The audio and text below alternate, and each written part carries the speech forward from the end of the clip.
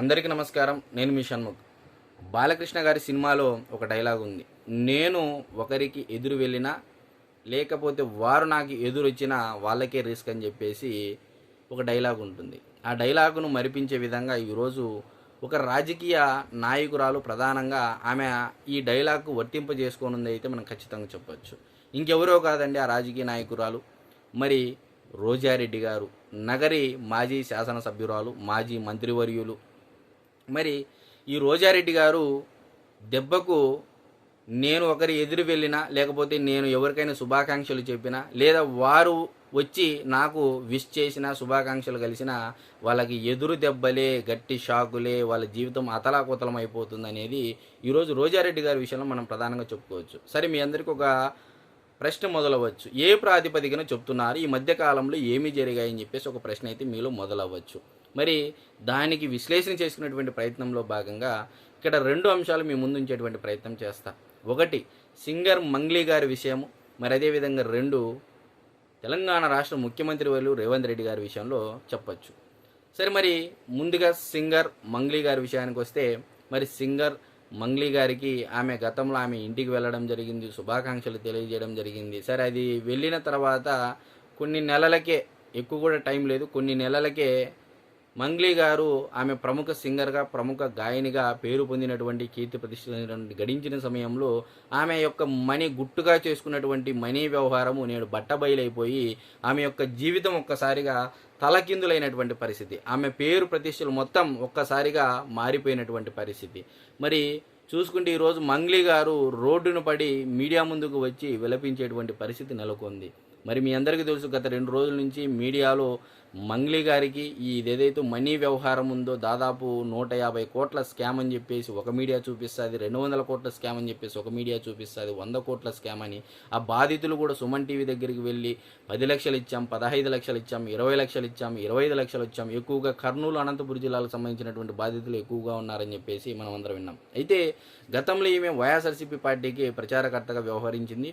వైఎస్ఆర్సీపీ పార్టీకి అంటే పాటలు కూడా పాడడం జరిగింది. సో దీని విషయంలో నేను ఎక్కడా తప్పు పట్టట్లేదు, ఆమె యొక్క నిర్ణయం ప్రకారం ఆమె చేసుకోవడం జరిగింది. కానీ ఆమె రోజారెడ్డి గారి పరంగా ఆమె విష్ చేసిన తర్వాత కొన్ని నెలలకే ఈ సంఘటన జరగడం అనేది, మరి మంగ్లీ గారి వెనక ఇంత ఉందా, మంగ్లీ గారు ఇంత వ్యవహారం నడిపిస్తున్నారా, ఇంతటి స్థాయిలో బెదిరింపులు చేస్తున్నారా, ఈమె ఈ విధంగా రాజకీయాలను వాడుకుంటున్నారా అనేది ఒక్కసారిగా 2 తెలుగు రాష్ట్రాలు ఉలిక్కిపడినటువంటి సంగతి. అదేవిధంగా ఈషా ఫౌండేషన్ వాళ్ళు కూడా ఏదో రెస్పాండ్ అయ్యారు ఈ విషయం పైన అని చెప్పేసి కూడా వార్తల్లో వస్తూ ఉన్నాయి.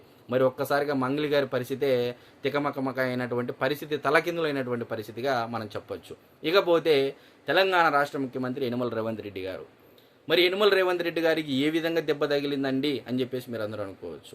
మరి ఢిల్లీలో ఒకసారి రేవంత్ రెడ్డి గారు వెళ్తూ ఉంటే రోజారెడ్డి గారు ఎదురు వస్తే, ఆనాడు తెలుగుదేశం పార్టీలో ఉన్నటువంటి సఖ్యత కారణంగా రేవంత్ రెడ్డి గారు వెళ్ళి రోజారెడ్డి గారికి షేక్ హ్యాండ్ ఇచ్చి మాట్లాడడం జరిగింది. సరే, మంచో చెడో మాట్లాడారు.